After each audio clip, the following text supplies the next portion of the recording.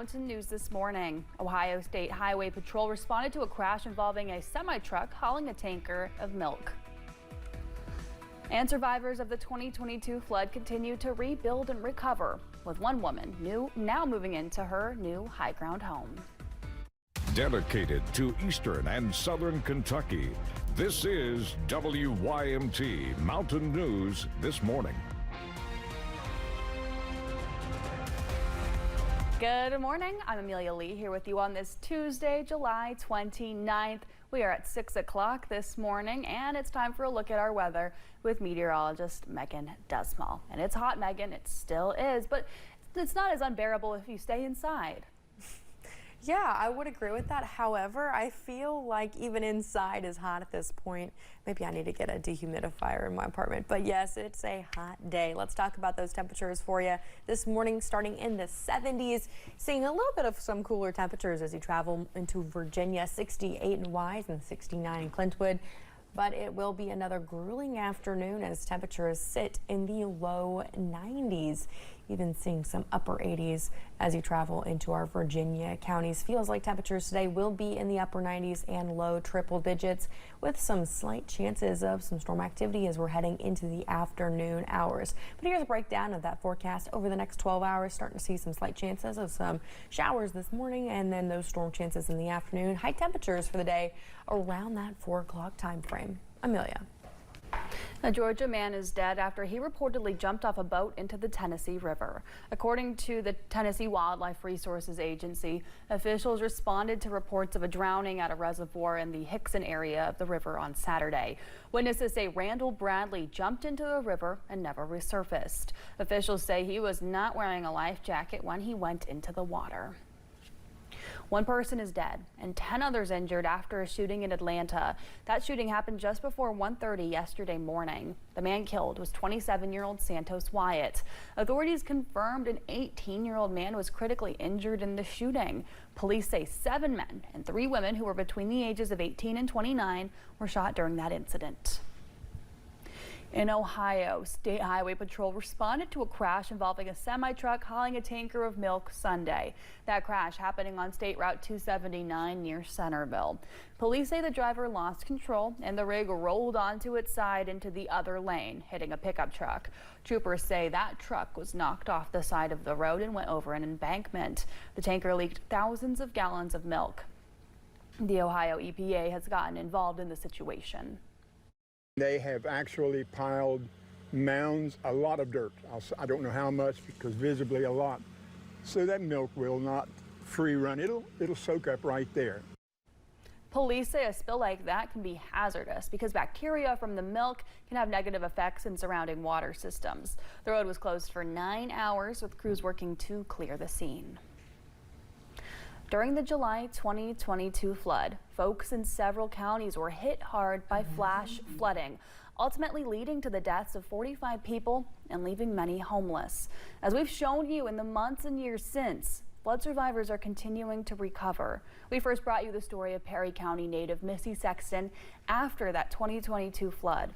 I have an update to Sexton's story, watching as she moved into her new high ground home, showing her strength and resilience that the people of Eastern Kentucky have displayed time and time again. There is nobody stronger, more resilient than people in East Kentucky. And we don't want to be. We hate having it constantly tested.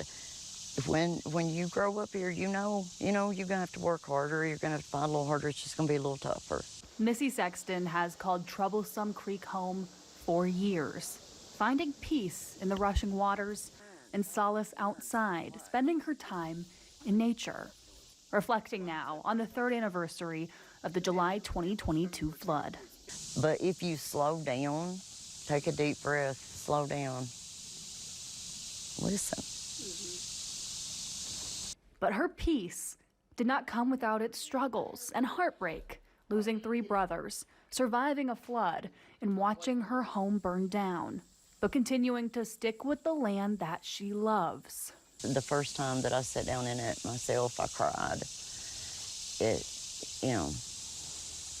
There's something about moving water. You gotta respect it.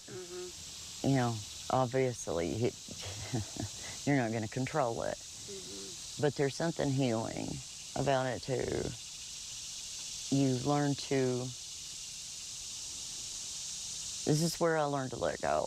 Always remembering the pain from the flood. There'll always be a heaviness. Always. But how can there not be, you know? But also the resiliency and love that got her people through it. There's things I wouldn't have ever gotten, people I wouldn't have gotten to know on the level I got to know them if that flood hadn't happened. Sexton is now in her brand new high ground home, just up the hill from Troublesome Creek.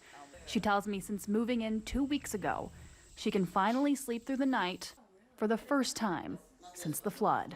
And I'm proud of our people. I'm proud of what we've overcome. Love leading the way. Sexton hosted a dedication for her new home last night, celebrating how far she's come with her friends and family by her side.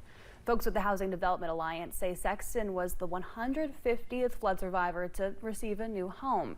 They say Sexton had each of them sign a piece of fabric for a quilt, which she'll display in her home to remember her newfound family. Well, that July 2022 flood hit the region in ways that will never be forgotten. And for some counties, it became a turning point. In the Big Sandy region, the 2022 waters created issues that are still impacting communities today, with areas like Pike County and Floyd County seeing more flooding in the months and years that followed, contributing to a deadly storm in February of this year. But officials say, though the waters took a lot that July, they also brought forth changes like the new higher ground communities that raised folks out of the floodplains. The addition of free weather radios to rural folks and a new appreciation for the reality of a severe weather threat.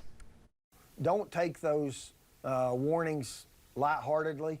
When you get a warning, be prepared. Check on the elderly, check on the young folks. Make sure that if there's areas where you know that are prone to flooding, help those folks out.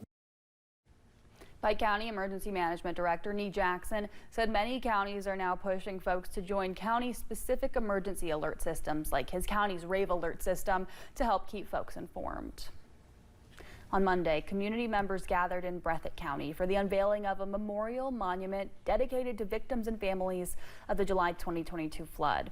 The Jackson Women's Club initiated the project, though that folks remembering this devastating day in history, not only on the 3rd year anniversary, but every day. Mayor of Jackson, Laura Thomas, says as she reflects on this day, she wishes more progress was completed. We have a project to renovate a building and turn it into 18 apartments. So we'll have multi-family housing, we'll have single-family housing, and don't give up. Don't give up. Mayor Thomas says applications are still being accepted for safe and affordable housing if you or a loved one is still searching. You are encouraged to visit housingcan'twait.org. And on that 1-year anniversary of the July 2022 flood, WYMT produced Faces of the Flood, a documentary recounting stories of flood survivors and those impacted by the flooding. That's special, available at WYMT.com. Just search Faces of the Flood to learn more.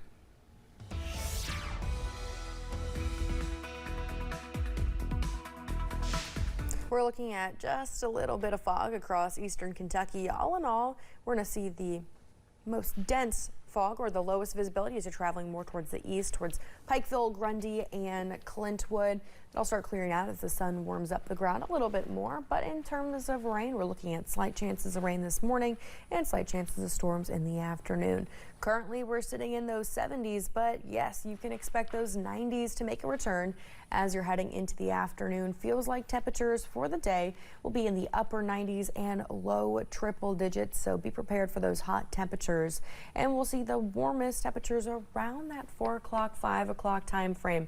So again, it's important to stay hydrated all day long, but especially in the afternoon and evening hours. Amelia. Well, thanks so much for joining us on Mountain News this morning at 6:09. Families needing help staying cool this summer. Applications are now open for the Low-Income Home Energy Assistance Program. When you buy